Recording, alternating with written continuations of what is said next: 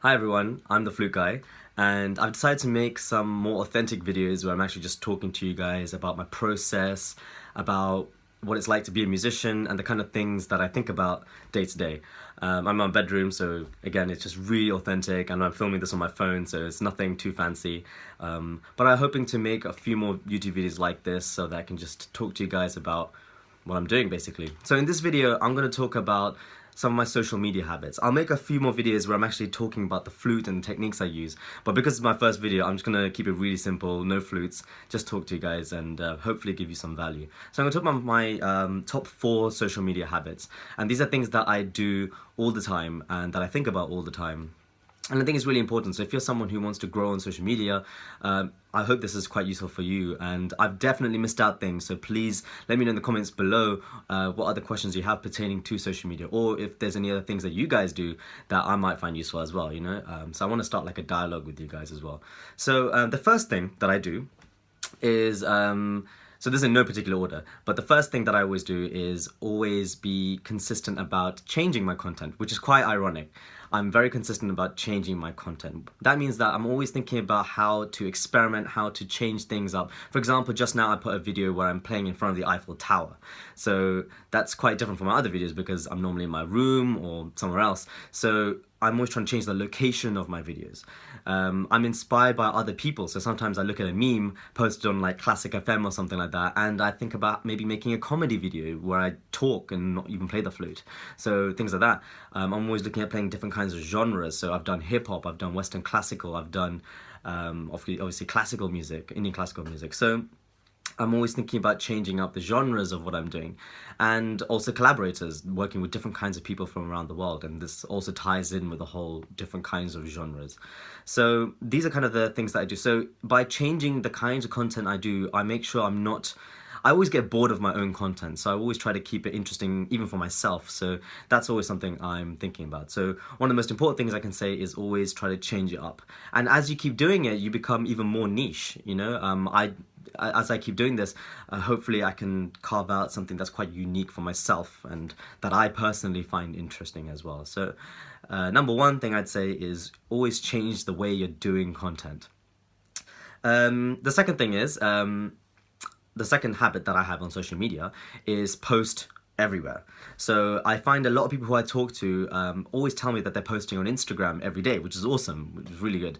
But at the same time, it doesn't take long to just put that same post onto Twitter, onto Facebook, onto TikTok, onto YouTube. So I have all of these platforms, and within the same half an hour of posting, it does take that long actually, I post to various different places. I even post on LinkedIn actually, and the benefit of this is that there are people who go on, who might not go on Instagram but go on LinkedIn instead, and they might be able to find you there. So it's important to think about the end consumer of your content and really tailor it for them. So not just post the same thing everywhere, but also maybe even change the content and think about the context of the content. For example, some YouTube videos might not necessarily be as engaging on Instagram as they are on YouTube, and it's something you need to think about in terms of being able to change the content to suit the context of the content. And if you want to find out more information about this, I'm not an expert on anything. I'm just these are just some of the things I think about and I try to execute on. But there are so many experts on this, and people to look at are like Superwoman and Gary Vee, for example. They are so good at thinking about these kind of things. So do look at their stuff for inspiration about how to do social media as well. But yeah, so I always make sure I post everywhere as much as I can, and it doesn't take too long to make a Twitter account if you don't have one. And again, it's so useful. For example, on Twitter, I find that a lot of people who reply or comment are publicists, are journalists. So I get a lot of journal requests and publicity requests through Twitter as opposed to Instagram. So these are just one of the many nuances of being able to post on different social media platforms. And so I would definitely encourage you to do that as much as you can. TikTok, for example, is a much younger audience as well. So if you have like fun videos and things like that, that's very useful to put on TikTok, especially if there's short videos that are very easily and quickly digestible by the consumer. So these are just some of the things that I would encourage you to think about. Don't just be one-dimensional. Don't just be on a single platform. Really spread yourself out, because you never know where something might hit. For example, I put a Lord of the Rings cover up, an a cappella video, and I put it on all my platforms, and on Facebook, people really liked it, and it was really cool. But on Twitter, there was like thousands of people liking it, and it was crazy. I didn't expect that.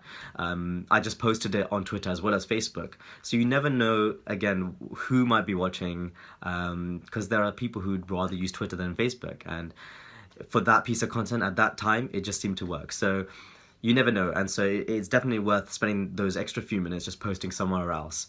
And I hope you find that useful. Let me know if that helps you out as well. So that's the second thing I do. The third thing I always do is actually just be consistent in terms of posting. So I actually should be posting a lot more often. I'm working on that. But right now, I try to post every day if I can on platforms like Twitter, Facebook, and Instagram at the very least, and LinkedIn.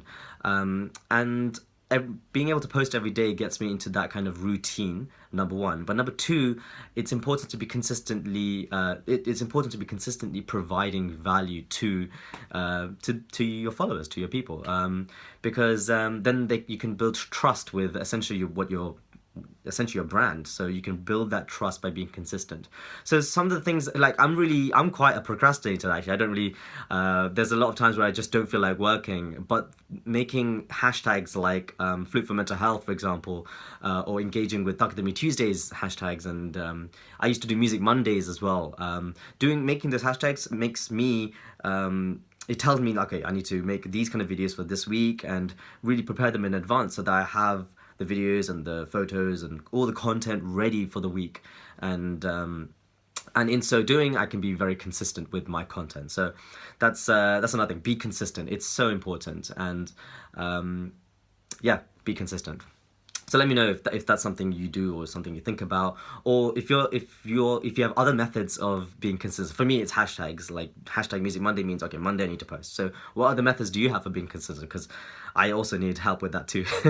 So that's the third thing I do, and then the fourth thing that I do is I always make sure that I reply to comments and messages as much as I can. It's impossible for me personally to reply to every single person, but I really do try as much as I can. For example, when I'm on the train and I'm just I'm listening to music, I can also go on my phone and reply to comments.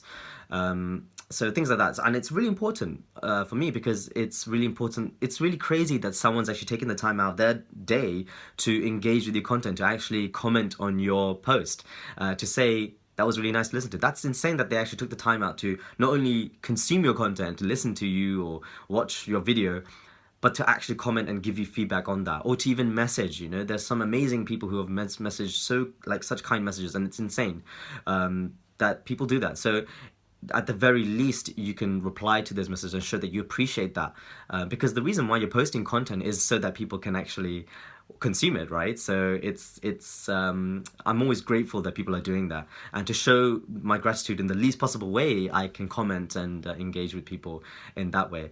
And it also, not only is it really nice, it helps build trust. You know, you want to be a very trustworthy brand or a person, and by doing that, you get to build that trust, and it's really important to do that, so that you get a very loyal fan base, a lot of people who you can stay in touch with. I've actually been privileged to meet some of my followers in real life, and they're human beings, right? Like they're not just people who are on your screens. You know, it's important that you appreciate that they have taken the time to talk to you. So reply. You know, so that's something I do every single day. I make sure I reply to as many messages and many comments as much as I can, and I'll do that on this video as well.